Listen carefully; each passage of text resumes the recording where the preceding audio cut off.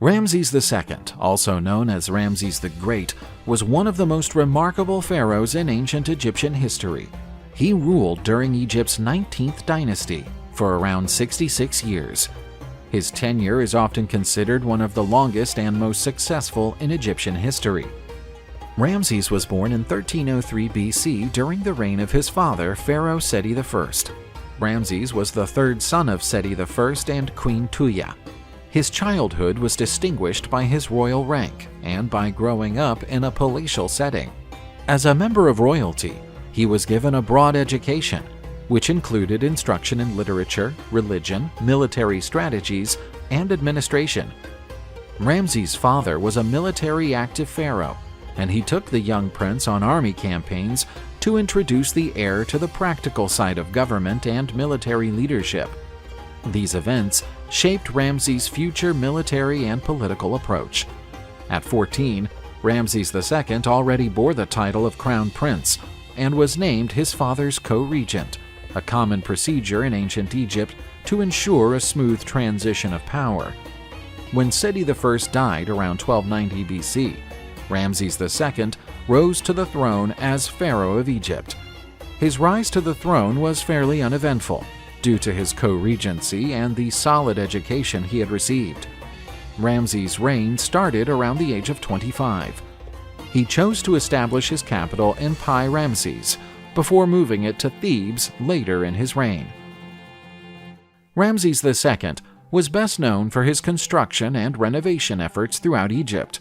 He supervised the building of several temples, monuments, and statues, including the famous Temple of Luxor and the Temple of Karnak. He was also in charge of the Abu Simbel temples, one of ancient Egypt's most iconic monuments.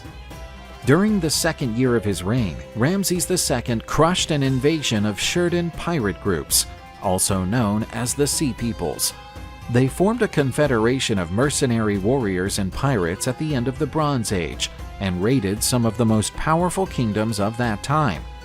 Ramses II's successful campaigns against the Sea Peoples helped bring stability to the eastern Mediterranean region during part of his reign. One of ancient Egypt's most famous and documented conflicts is the Battle of Kadesh, which took place around 1274 BC. The Levant region, which includes parts of Syria, Israel, and Palestine, was strategically important for its trade routes and natural resources. Egyptians and Hittites had conflicting interests in this region. Before the Battle of Kadesh, Ramses II and Hattusili III, king of the Hittite Empire, had signed a non-aggression treaty. But relations soured when Ramses II accused the Hittites of supporting rebels in the region. Ramses II headed a military campaign to retake control of the Levant and expel the rebels and their Hittite supporters. The pharaoh was counting on his larger and better trained forces, but the Hittites surprised the Egyptians with an initially successful strategy. They made a covert attack on Ramses' camp as the Egyptian forces were approaching the city of Kadesh. The Hittites' rapid deployment took the Egyptians by storm, encircling them from different directions. The Egyptian pharaoh was isolated temporarily from the rest of his troops, and, with the help of his personal guard, fought for his life until reinforcements arrived. Ramses II reported the battle personally, narrating a one-on-one duel with the Hittite prince. Ramses II succeeded in defeating his initial attackers and fled the camp to rejoin his main troops. The Hittites, believing that their enemies had been utterly defeated, stopped to loot the Egyptian camp and made themselves sitting ducks for Ramses II's counterattack. The Egyptians charged full force into the Hittites' unruly ranks, and they had no choice but to flee. During the ensuing chase, the heavier Hittite chariots were easily overtaken and swept aside by the lighter and faster Egyptian chariots. The battle ended in a stalemate, heavily casualties on both sides. Rather than pursue further hostilities, the Egyptians and Hittites chose to negotiate a peace agreement, which became known as the Treaty of Kadesh, one of the earliest historical evidences of an international peace treaty. The agreement established a defensive alliance between Egypt and the Hittites against external threats.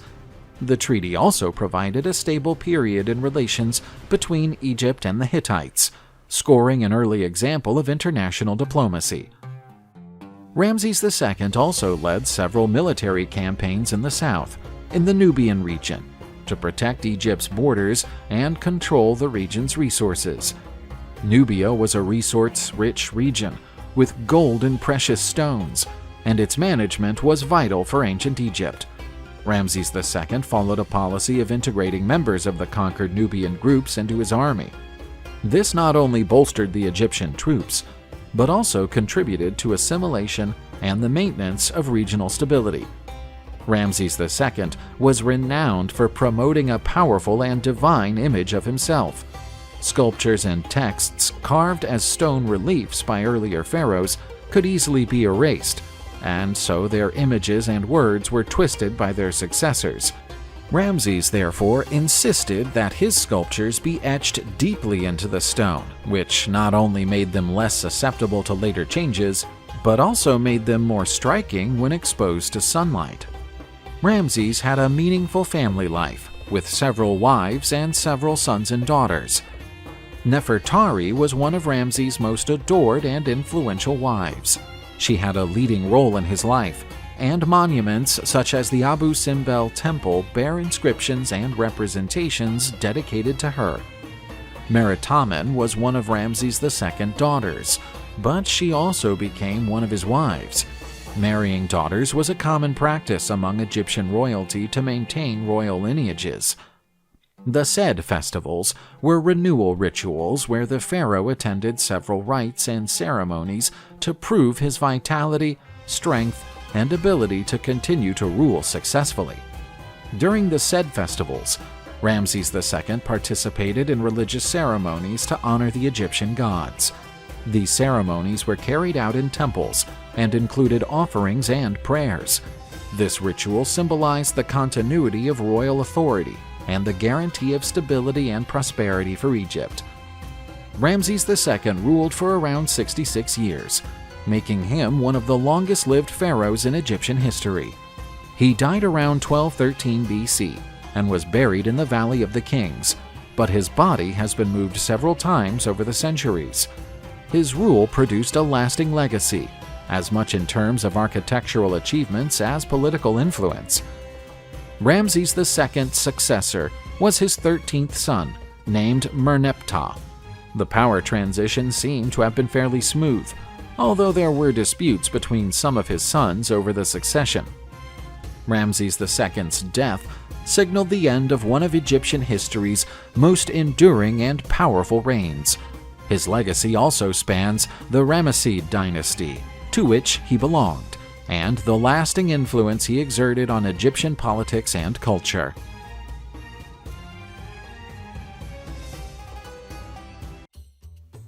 Hatshepsut was among ancient Egypt's most outstanding figures, being one of the few women to rule as pharaoh. Her story is fascinating and steeped in political intrigue and remarkable achievements. Hatshepsut was born around 1508 BC. She was the daughter of Pharaoh Thutmose I and Queen Ahmose. Her birth name meant the noblest of noblewomen. It became clear from an early age that Hatshepsut was no average child. Her eyes were piercing, charged with purpose, as if she already knew that she was destined for great things. As she grew up, Hatshepsut revealed outstanding wit and intelligence, learning from the wise men and advisors around the royal court. She was a keen observer, eagerly absorbing every teaching. Her father Thutmose I spotted her potential and educated her in the art of ruling and leadership, setting her up to one day take on responsibilities that challenged the conventions of her time. When her half-brother and husband Thutmose II took the throne, Hatshepsut became queen. But she was not merely satisfied with filling an ornamental role. She soon became an influential advisor and a political influence behind the scenes, steering Thutmose II in his decisions and shaping the fate of the kingdom. The untimely death of Thutmose II nevertheless cast a shadow over Egypt. Thutmose III, his son with a concubine, was still too young to rule by himself. At a pivotal moment, Hatshepsut stepped into the role of regent, vowing to protect the throne and the Egyptian people. But Hatshepsut harbored even loftier ambitions. Knowing her ability and determined to ensure the stability of Egypt, she took a bold decision. She declared herself pharaoh, adopting the full title of Matkare, meaning truth of Ra is the soul of Ra. Wearing the insignia and costumes traditionally assigned to male pharaohs, she defied gender norms and boldly proclaimed her authority. Egypt blossomed as never before under her reign. Hatshepsut pushed for peace and prosperity, rebuilding ancient temples and boosting trade with distant nations. She also ordered expeditions along the Red Sea and to Nubia, enlarging Egypt's domains and securing her position as an outstanding leader. Her greatest legacy, however, was to be written in stone. Hatshepsut commissioned magnificent works, including the splendid Temple of Dir el-Bahari, testifying to the grandeur of her reign and her devotion to the Egyptian gods. Each block of stone, each hieroglyph, contained the story of an exceptional woman who defied convention and left an everlasting mark on the history of her people. But fate is so often cruel to those who defy established norms.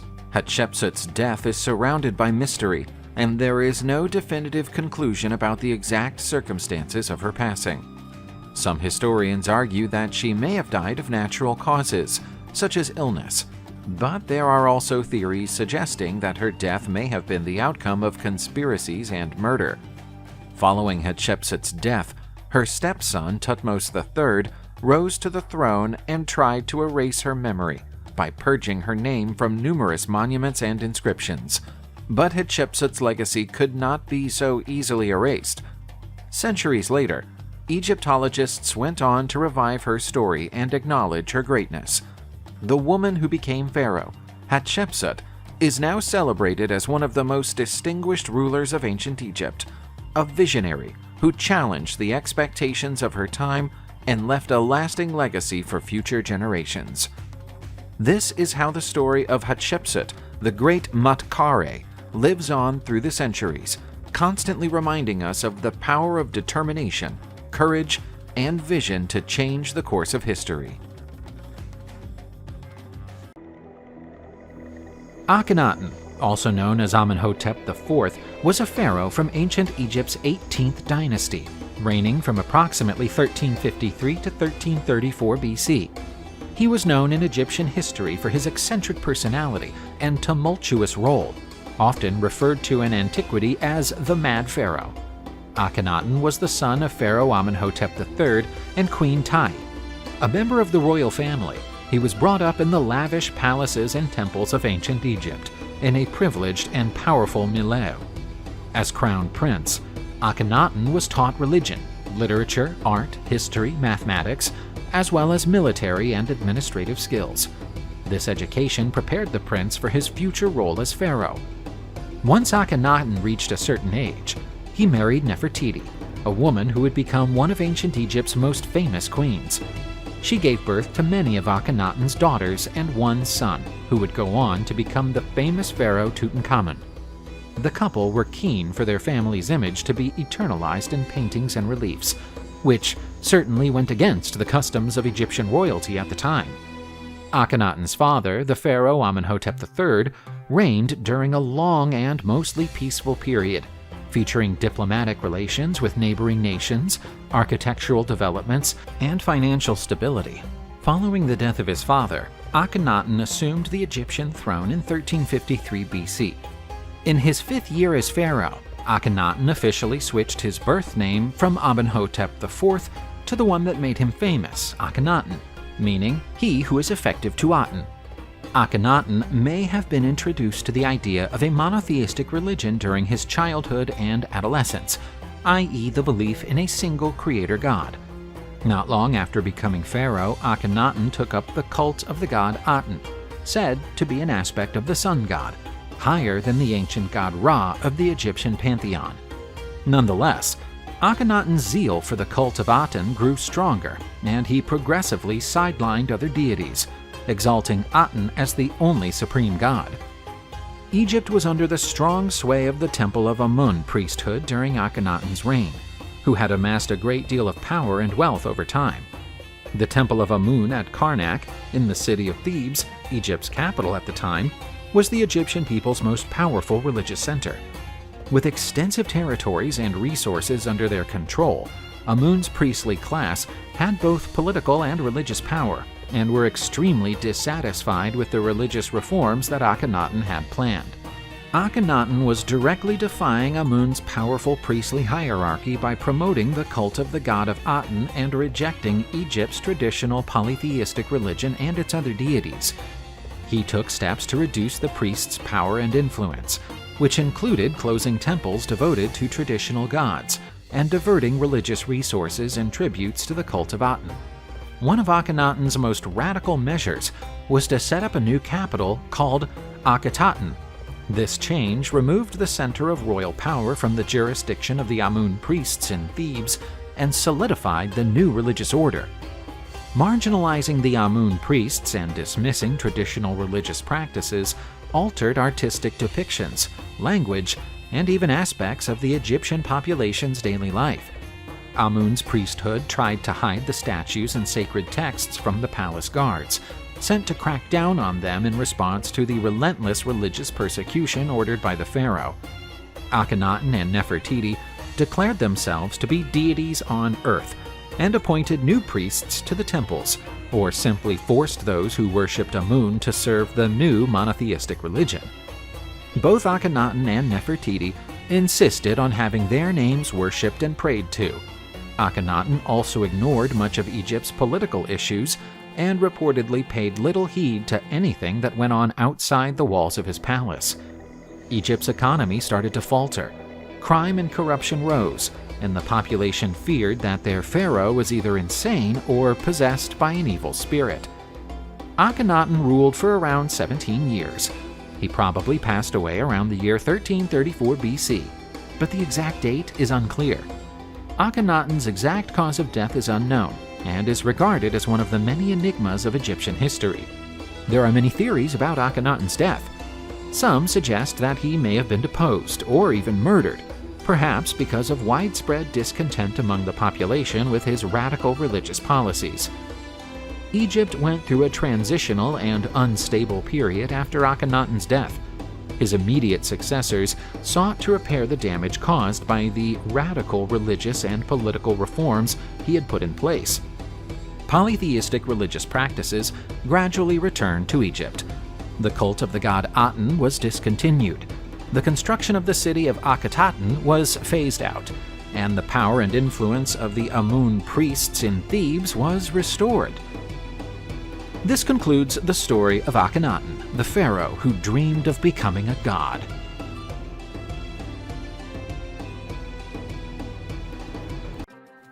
Ancient Egypt was the setting for some of antiquity's most momentous dynastic quarrels. An uncertain atmosphere enveloped the royal throne deep in this pyramid and mystical kingdom. The pharaoh Akhenaten, renowned for his unique cult of the god Aten, left a controversial legacy to his son Tutankhamun, who took over the throne after Akhenaten's death. As a 9-year-old child, he inherited a broken kingdom and a nation searching for balance. Upon Tutankhamun's rise to the throne, his first duty was to rebuild the traditional religious order.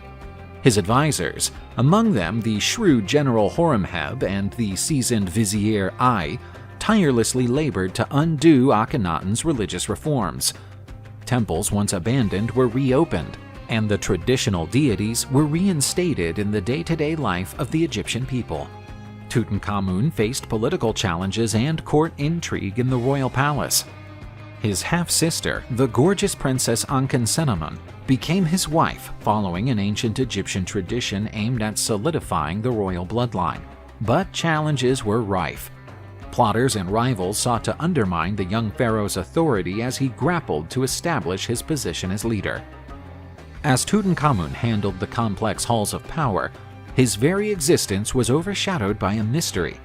His father's early death and subsequent ascension to the throne at such an early age heightened speculation about his fate. Tutankhamun allegedly suffered from poor health. and the young pharaoh was said to be a cursed man, with rumors spreading through the palace. Despite the obstacles, Tutankhamun endeavored to stabilize the kingdom. Trading prospered under his leadership, the borders were upheld, and the people found relief from the afflictions of the past. The young pharaoh proved wise beyond his age, guiding Egypt through an age of rebirth and reconstruction. Counselors, generals, and priests, each craving influence over the young pharaoh, became players in an intriguing game designed to shape Egypt's destiny. General Horemheb, Tutankhamun's loyal advisor, became a central figure in this contest. His military acumen was as sharp as a sword's blade, and his ambition drove him to cement power amid all the uncertainty surrounding the succession. Tutankhamun's marriage to Akhenaten, while intended to bolster the royal lineage, came with a host of problems. Rumors of marital strife and intrigue in the harem were circulating among the Egyptian nobility, threatening the young pharaoh's stability. In the meantime, other members of the court, such as the wise vizier Ai, were lurking in the shadows, forging alliances and plotting to secure his own ascension. Although Tutankhamun's rule was notable for its outstanding achievements, it was tragically brief. The young pharaoh, who took the throne at 9, saw his tenure come to a premature end at 18. His mystery-shrouded death still intrigues archaeologists and historians to this day. Several theories have been offered to explain Tutankhamun's death. Some scholars have suggested that he died of disease, with malaria being a strong possibility, given the conducive conditions of his time. Other theories involve him having an accident or a leg wound that may have gotten infected. More sensationalist claims include the murder hypothesis. Palace intrigues and power struggles are alleged to have led to a plot to remove the young pharaoh from the throne. But the lack of conclusive evidence renders this theory merely a matter of speculation and debate among scholars. Following Tutankhamun's premature death, the general Horemheb arose as a leading figure in the halls of power. With no direct heir, Horemheb decided to ascend to the throne, becoming the new Egyptian pharaoh. Horemheb's successor, the vizier Ai, assumed the throne, repeating his predecessor's policies. Ai was succeeded by a young military man called Rameses I, who started the 19th dynasty, cementing the order in Egypt. Tutankhamun's legacy was immortalized by his magnificent tomb and its treasures. Howard Carter's discovery of the tomb in 1922 triggered a global fascination with ancient Egypt, propelling Tutankhamun to posthumous fame.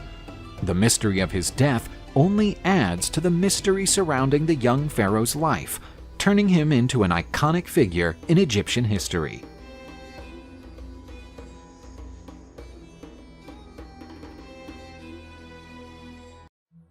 Cleopatra was born in 69 BC in the city of Alexandria, founded by Alexander the Great, situated in the Nile Delta. Cleopatra was an important queen of ancient Egypt, and her name continues to this day. She is one of the best-known women in the history of mankind. Throughout her life, she stood as a strategist, determined, very intelligent, cunning, and owner of a gigantic fortune. Once, the Greek philosopher Plutarch wrote the following about her: "The contact with her presence, if we lived with her, was irresistible." The Egyptian ruler fascinated many people in her time. To this day, she continues to enchant many. Her life trajectory is widely studied, researched, and debated. In order to understand her greatness, there are some interesting facts. In a temple dedicated to the goddess Venus, at the request of the Roman leader Julius Caesar, who was Cleopatra's lover, a golden statue of the Egyptian queen was built. There are records that this monument was seen and venerated at the site until at least the 2nd century AD. Curiously, Cleopatra was even venerated as a true goddess, more precisely as a new goddess Isis, one of the most important deities of ancient Egypt. She was also identified as Aphrodite, Greek goddess, whose attributes are similar to those of Isis. Cleopatra also had refined intelligence. She received a remarkable education. Together with the other children of royalty, she was educated in the palace where she lived. Cleopatra was able to speak 7 or 8 languages, which greatly facilitated her agreements and political stratagems. She was reportedly the first person in her family to speak the Egyptian language without interpreters. In addition, she succeeded in studying philosophy and rhetoric. From an early age, she learned oratory, which she knew how to use in a very intelligent way, speaking with the correct posture, appropriate gestures, and a soft voice. With regard to her vast knowledge, it should be remembered that Cleopatra lived in Alexandria, a cultural center in antiquity, with the famous Library of Alexandria, full of many literary works in an unprecedented structure. These local circumstances were very important and influential in the cultural formation of the Egyptian ruler. Her achievements made her the lover of 2 of the most famous Roman generals of her time, Julius Caesar and Mark Antony. As is often the case with historical figures, much information about the life of this remarkable woman has been distorted over time. Today, we can find the image of Cleopatra stamped on the most varied objects, and her name is known by many people, although not by everyone what she was like in reality. In fact, these physical representations of the figure of the queen usually consist of one of the many distorted points in her story. Regarding the queen's look, Plutarch wrote the following words: "She wasn't so unique that there were no comparison, or that we couldn't look at her without being touched." We can also get an idea of how she was physically through various coins that were created and circulated at the time when Cleopatra lived. These objects are the most reliable sources for us to imagine what she looked like. There are also some busts sculpted over time that apparently represent the queen. When we see the coins, we notice the protrusion of the nose and chin. In fact, the philosopher Pascal wrote, "If Cleopatra's nose had been smaller, the whole face of the world would have been different." Taking into account this comic phrase and noticing the features that the powerful Egyptian woman has in the coins, we can conclude that perhaps she was not as extraordinarily beautiful as the cinema showed us. But one thing is certain: her conquests and way of being surpass any Hollywood representation. Let's see now why. Cleopatra belonged to the Ptolemaic dynasty, which was in power for 3 long centuries. Their rule was marked by many marriages and murders among the family members. This imposing dynasty was born after the death of the mighty Alexander the Great, king of Macedonia. With his death, his empire was divided among his generals. An ancestor of Cleopatra, Ptolemy I Soter, was among them, who initiated the Ptolemean dynasty after starting to rule the magnificent city of Alexandria, an unparalleled cultural center of ancient Egypt. In view of this genealogical tree, it is important to remember that the powerful Cleopatra referred to in this video is Cleopatra VII. 6 other Cleopatra preceded her in her family lineage. In Alexandria, the queen lived in a luxurious palace, full of wealthiness and beautiful ornaments. The palace was huge and spacious, with more than 100 rooms and a stunning external landscape. There were breathtaking gardens, decorated with beautiful statues and fountains. This fantastic palace was constantly enlarged with successive generations of Ptolemean figures. The site became the most luxurious palace in the Mediterranean. Cleopatra, daughter of Ptolemy XII, grew up in this reality. She had 2 sisters, Berenice IV and Arsone IV, and 2 brothers, Ptolemy XIII and Ptolemy XIV. When her mother died, Berenice IV settled in power, but her period as ruler was short, and the young woman was killed by her own father. It is important to underline again that the lineage of the Ptolemies had as one of its main characteristics the murders. Later, Arsone IV was exiled by Julius Caesar and later executed by Mark Antony at the behest of his own sister Cleopatra. The fate of Ptolemy XIV was no different. Cleopatra began to rule Egypt at the age of 17, after the death of her father.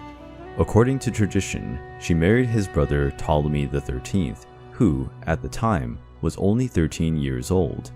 Sometime after Cleopatra became the queen of Egypt, her brother and husband, Ptolemy XIII, began to take an interest in ruling the country without the intervention of his sister. Pothinus, Achillas, and Theodotus of Chios, three important advisors to the young king, agreed with this idea to persuade the young man to break with Cleopatra and remove her from power. The queen, during her government, wanted to maintain political ties with Italy in a showcase of her strategic skills. Her goal was to strengthen friendship with the Romans, who could be important allies in the event of a civil war in Egypt. Her main ally would be General Pompey, leader of one of the most traditional Roman families. These diplomatic maneuvers led to Cleopatra being accused of treason for deceiving her brother. At the age of 21, the young ruler was forced to leave Alexandria and went into exile in Syria, where she assembled an army. The young Egyptian king and his three advisors decided to go in search of the queen to prevent her return to Alexandria at all costs. However, during their search, they learned of the unexpected news. Pompey, who rivaled the great Julius Caesar, was on his way to Egyptian lands.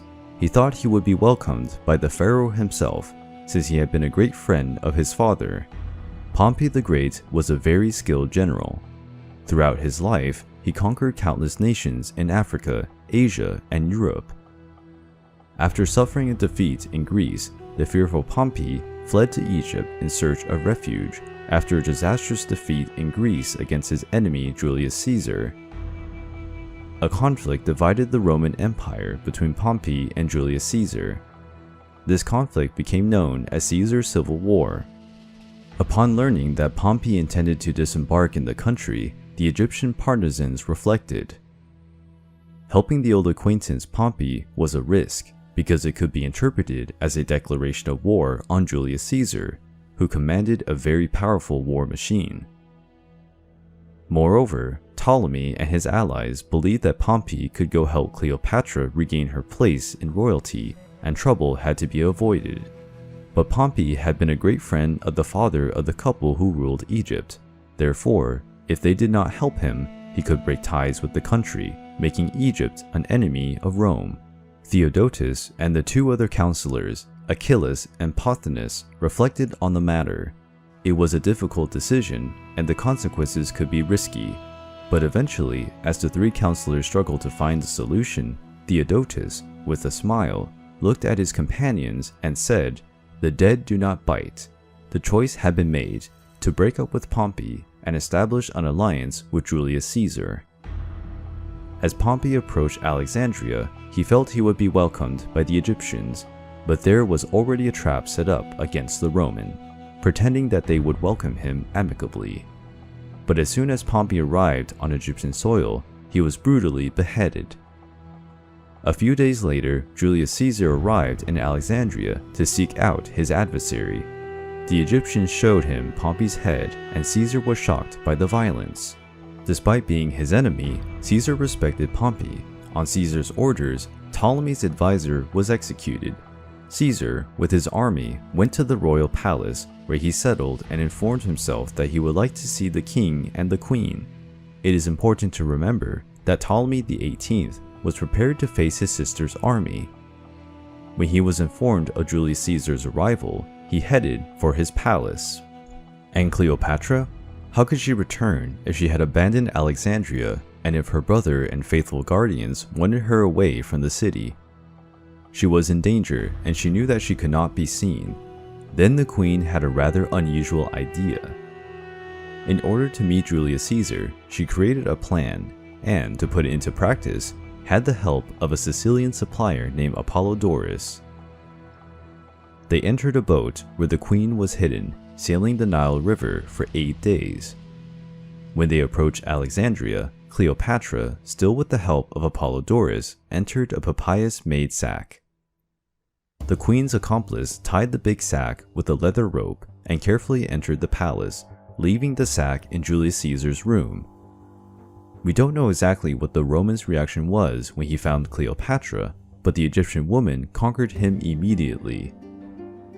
With Caesar by his side, everything would be easier. The The opportunity to get rid of his brother and rule according to his interests was finally within her reach. With Pompey's assassination, Julius Caesar had a very negative opinion of Ptolemy.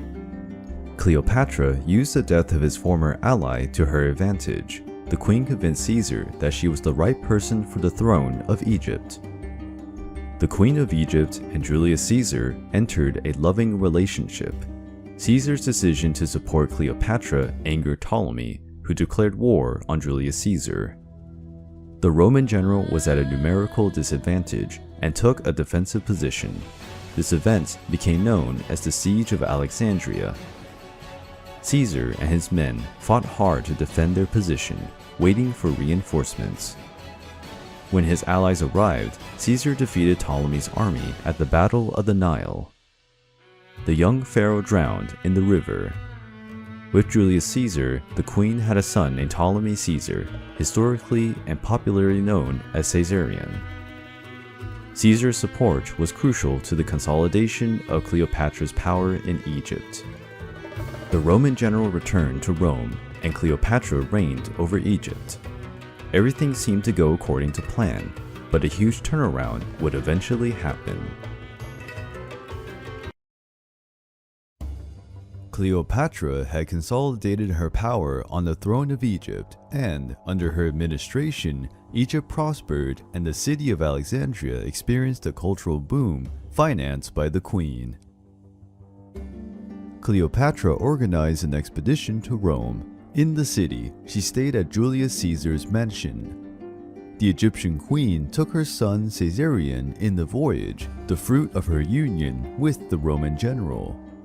Julius Caesar was at the height of his power and, as the leader of his nation, made several political and social reforms.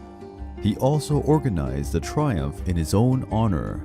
The Parade of Caesar had the presence of Arisane, Cleopatra's sister, displayed as a prisoner, symbol of Rome's victory over the Egyptians. Caesar introduced the city to the Egyptian queen, but at the time, Rome did not yet have the glory that brought it into history. It was not yet comparable to Alexandria, the capital of Ptolemaic Egypt. Caesar's relationship with the foreigner was frowned upon by the Roman elite. There were a lot of rumors and lies about the couple. Caesar was named dictator in perpetuity and had an unrivaled power. The Roman senators were left without much of their influence and feared losing their remaining power. So they conspired against Caesar's life.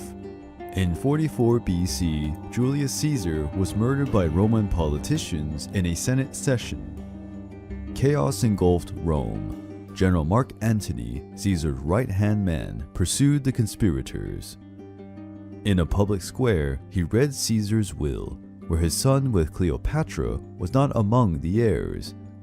In his will, Caesar indicated his nephew Octavius as his successor. Rome was no longer a safe place for the Egyptian queen, and she returned to her kingdom. Meanwhile, Octavius and Mark Antony led their armies in the persecution of the men who betrayed Caesar.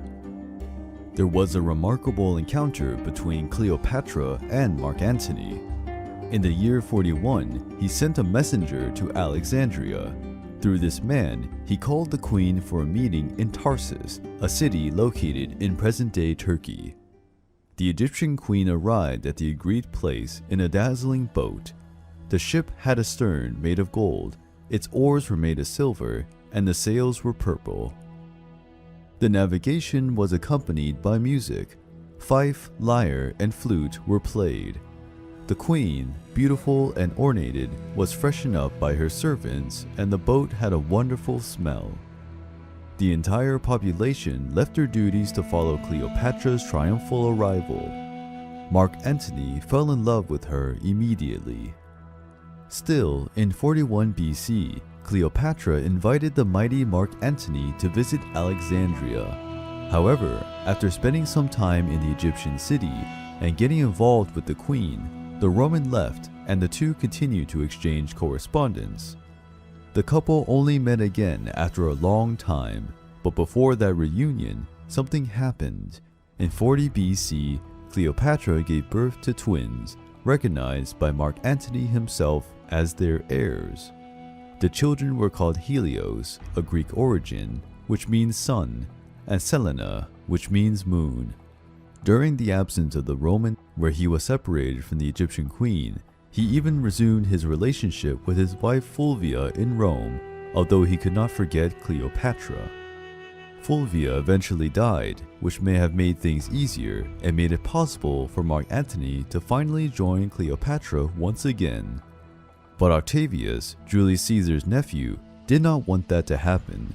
He suggested that his sister, Octavia, should marry the Roman general. That happened, and they had 3 kids in 2 years. Mark Antony, after Caesar's death, became consul general. Later, his power was divided between him, Octavius, and Lepidus, a political association known as the Second Triumvirate. Lepidus distanced himself from political life, which led to a dispute between Octavius and Mark Antony. The power in Rome was divided between the two. Caesar's nephew ruled the west, while Mark Antony managed the eastern provinces. Although he was married, and even against Octavius's will, the romance between Mark Antony and Cleopatra was not over. They met again in the city of Antioch, where they made their union official. The romance between the two was thriving, and they both seemed in love in Alexandria. The couple had many parties and banquets where they displayed their sovereignty. However, the Roman was forced to leave Egypt after an attack by the Parthians in Syria and Asia Minor, the inhabitants of the Parthian Empire in ancient Persia. Octavius reproved this union and was frustrated by the relationship between the Roman and the mighty Egyptian. In part, this was due to his sister Octavia, who ended up rejected by Mark Antony, and also for fear of losing part of the Roman Empire to the couple.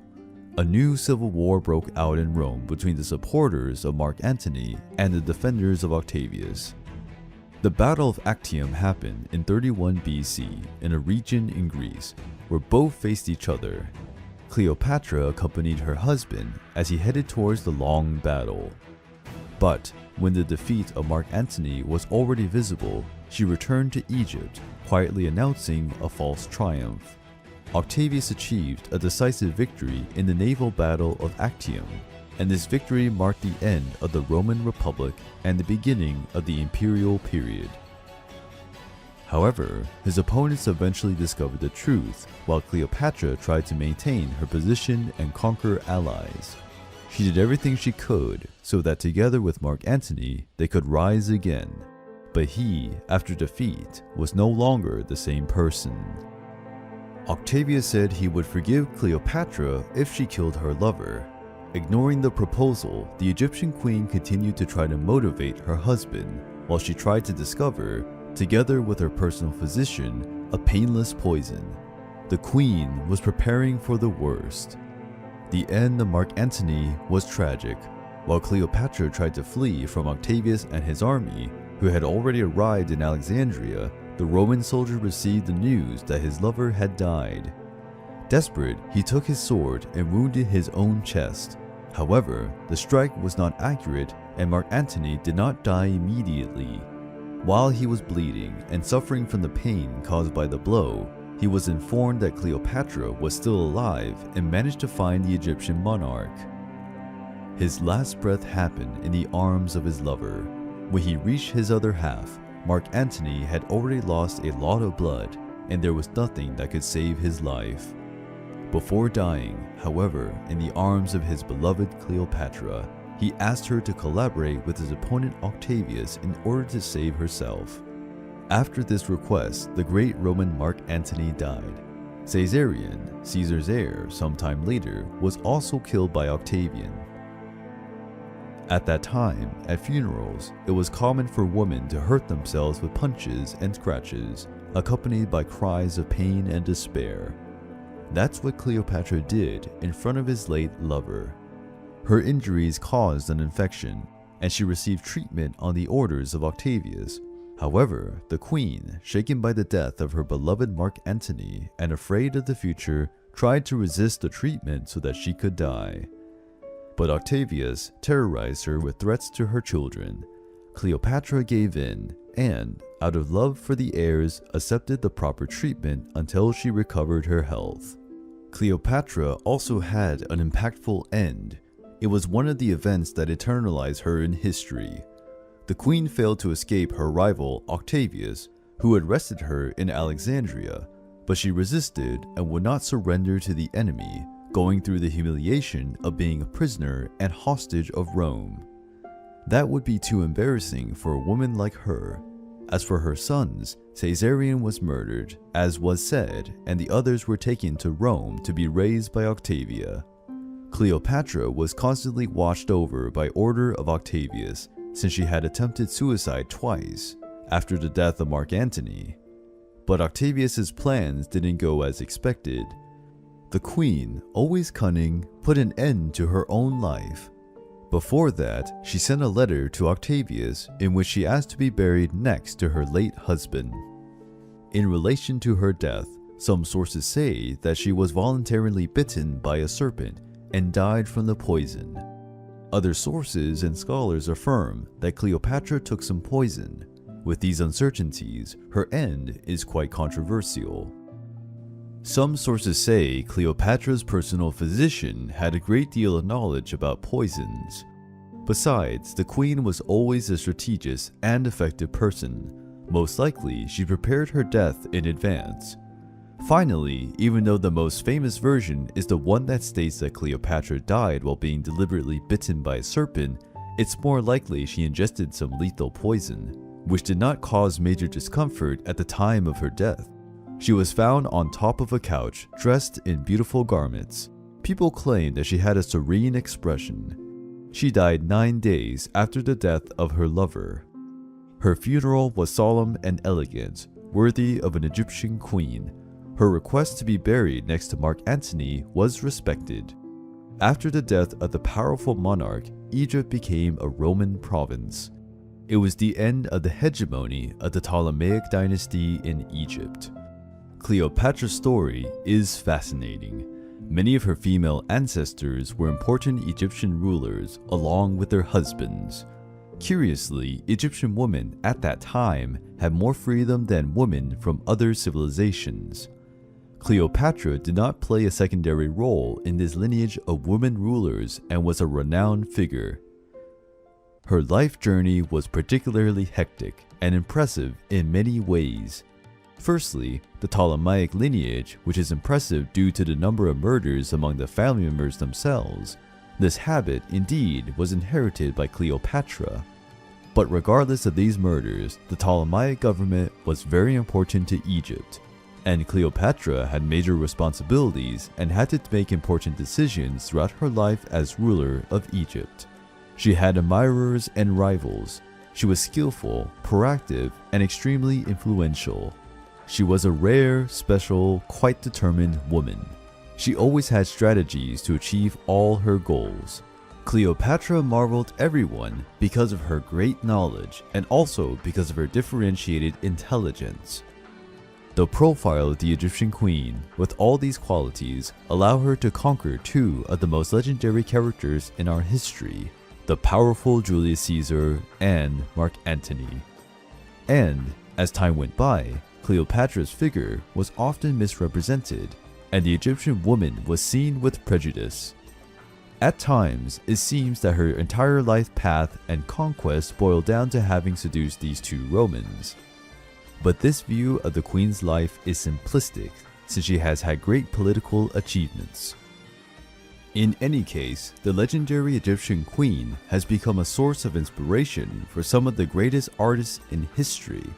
Among them, the painter Michelangelo, William Shakespeare. In their hands, the ruler became an illustrious piece of art. As we learn more about her story, we realize it's not by chance that Cleopatra has fascinated so many people in her time, and continues to captivate so many others in this day and age.